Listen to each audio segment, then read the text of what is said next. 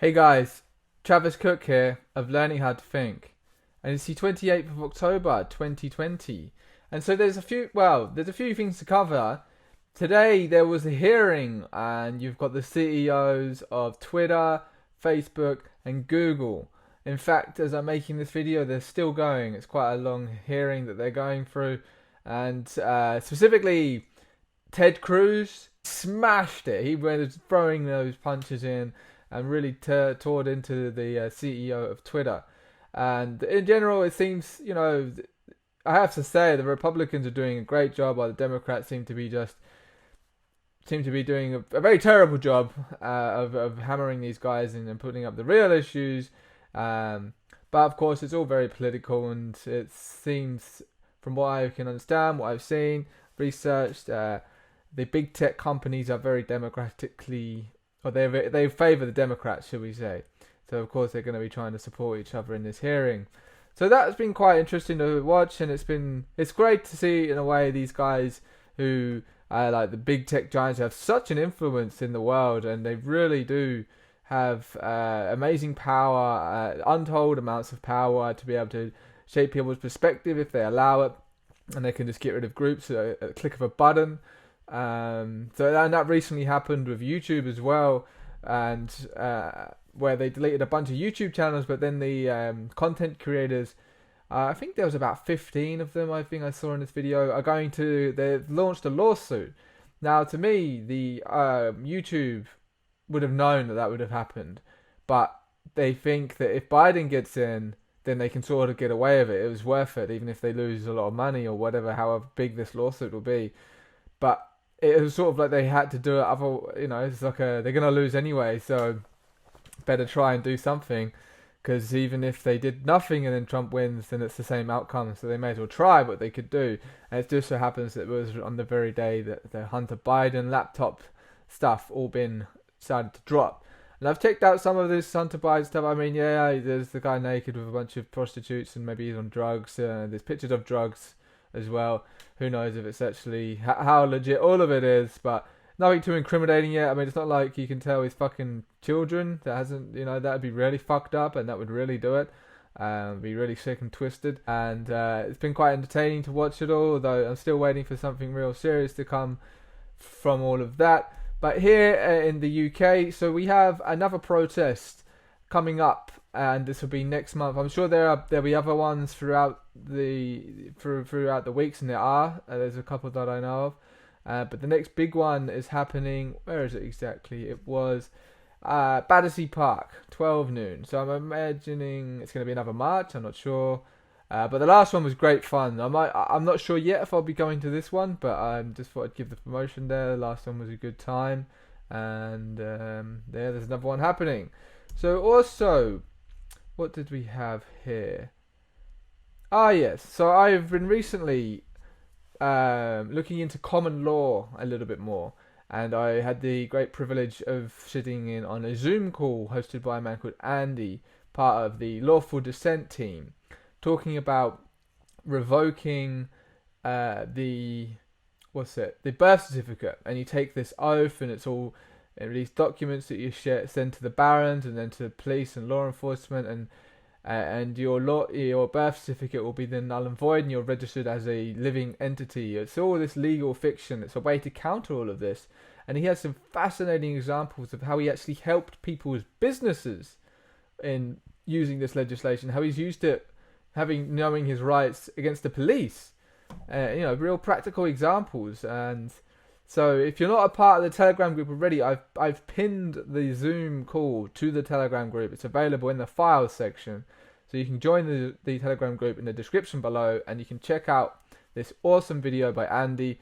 I'm yet to get in touch with him. I have emailed him since the call. I was going to see if he wanted to come on and do an interview, but I haven't had his permission yet to upload any of the talk yet. So, but you're allowed to download it, but I don't know if I'm allowed to upload it.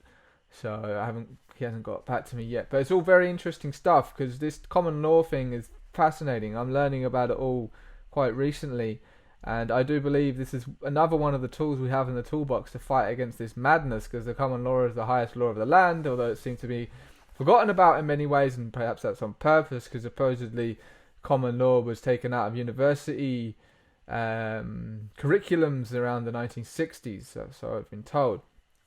But there's also, with the common law stuff, so I'll just show a short clip of this video and you can go and watch the rest. It's the Event 202 team, and very inspiring video. I'm not sure exactly what's going to come off of this and how it will be enforced and where do they go from here. There's at least one more stage to this that they're doing, but they also have a Telegram group which you become a part of and find out more information about it. So they are handing these notices to the police. So check this little clip out.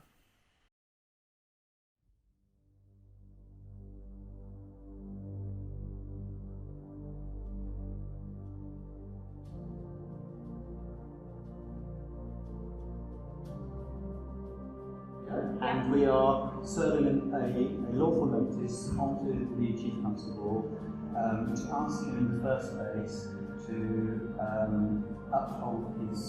It's a notice of obligation. It's basically to say, did you sign your oath to represent people, or did you sign your oath to represent corporations? Okay. So some evidence that goes along with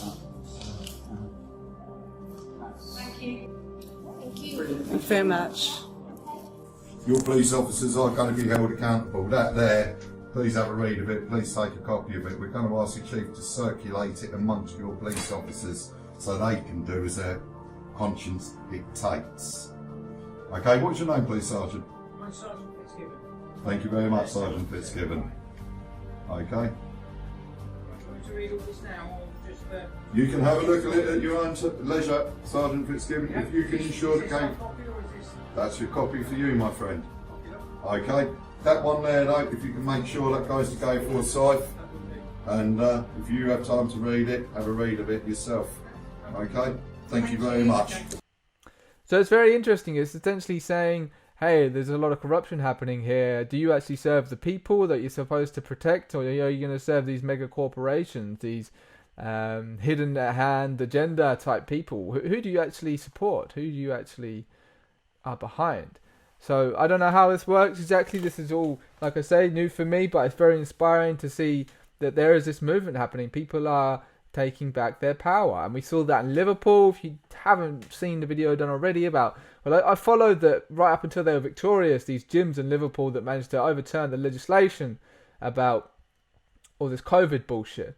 And supposedly Andy has done this for other businesses which are now thriving because they've understood their rights and the fact that COVID is not a serious deadly disease like we've been led to believe. And so I just finished this segment as well just on that subject, that they have the data here from the World Health Organization itself, which of course is heavily corrupted, and even though they have said that lockdowns aren't a good thing, but I wonder, because of the hidden hands behind it, is this so they can just gain some face while still behind the scenes the same powers that control the World Health Organization are telling the governments to lock them down? Through in the UK it's a SAGE, or those motherfuckers. So let's not think, oh yes, the World Health Organization suddenly happens to be good guys on the side of the people, because I don't think that's quite the case, unfortunately, at least not yet, but still with Bill Satan at the helm.